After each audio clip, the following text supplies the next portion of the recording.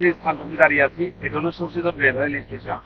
আমরা বিভিন্নভাবে তথ্য নিয়ে জানতে পেরেছি যে এই স্টেশন থেকে বাংলাদেশের বিভিন্ন প্রান্তে ভারতীয় অবৈধ মালামাল এই স্টেশন থেকে ট্রেনের মাধ্যমে রেলের মাধ্যমে পাচার করা হচ্ছে। তাই আজকে আমরা এই নিয়ে আপনাদেরকে আমাদের চ্যানেল সিকিউরিটি করে বিষয়টা তুলে ধরার জন্য এবং বিষয়টা আপনাদেরকে তথ্যভাবে জানানোর জন্য আমরা এসেই আমরা দেখতে পেরেছি যে স্টিল ট্রেন, নবরত্ন ট্রেন, সাবান, চিরা বিভিন্ন অবৈধ মালামাল এই স্টেশন থেকে বাংলাদেশের বিভিন্ন প্রান্তে পাচার করে থাকেন। আমাদের সাথে থাকবেন চ্যানেলের সিকিউরিটি করে আমাদের সাথে থাকি, আমাদের সহযোগিতা করবেন। ভালো থাকবেন। আসসালামু আলাইকুম। মাদকের জোয়ারে ভাসছে কুমিল্লা জেলার 5টি উপজেলার 103 কিলোমিটার এলাকা জুড়ে রয়েছে ভারত সীমান্ত।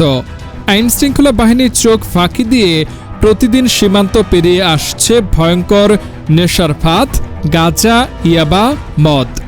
মহানগরের প্রায় প্রত্যেকটি পাড়া মহল্লায় গড়ে উঠেছে একাধিক মাদক স্পট। গোমতীর নদীর দুই পাড়ে প্রকাশ্যে চলছে মাদক বেচাকেনা। শুধু তাই নয়, বুড়িচং ব্রাহ্মণপাড়া বর্ডার হওয়ার কারণেও কসবা, নয়নপুর হইতে গোমতী বেড়িবাঁধ পর্যন্ত যতটুকুই বর্ডার রয়েছে, রাতে এবং দিনে মাদকের রমরমা ব্যবসা করে যাচ্ছেন। রাস্তায় চেকপোস্ট না থাকার কারণে, প্রশাসন বাইরে কম থাকার কারণেই মাদকের ব্যবসা রমরমা চলে যাচ্ছে। মাদকসেবী এবং মাদক ব্যবসায়ীদের উশৃঙ্খলতার কারণে কথাই বলা যাচ্ছে না।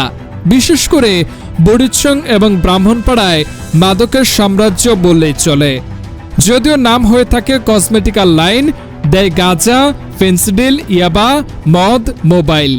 কেউ কিছুই বলার থাকে না, বললে মারমুখী হয়ে দাঁড়ায়। দেখেছেন যে আমরা আসলে যেটা আপনাদেরকে বাস্তবতা বলেছি, বাস্তবতার সাথে মিল আছে কিনা তা আপনারা দেখবেন যে আমরা দেখছি যে এখানে এসে বিভিন্ন ইন্ডিয়ান প্যাকেটটাকে খুলে বিভিন্ন মোড়ক লাগিয়ে বাংলাদেশের থেকে ইন্ডিয়ান মালামালগুলো বাংলাদেশে বাজারজাত করার জন্য প্যাকেট খুলে প্যাকেটটাকে অন্য ইন্ডিয়া শহরে নিয়ে প্যাকেটটা আবার নবগত করে করার জন্য এখানে উপস্থিত হয়েছেন। আমরা দেখেছি যে আমাদের পাশে আছেন, বিভিন্ন মালামাল প্যাকেটজাত করে আবার এগুলো সাপ্লাইয়ের জন্য ব্যবস্থা নিয়েছেন।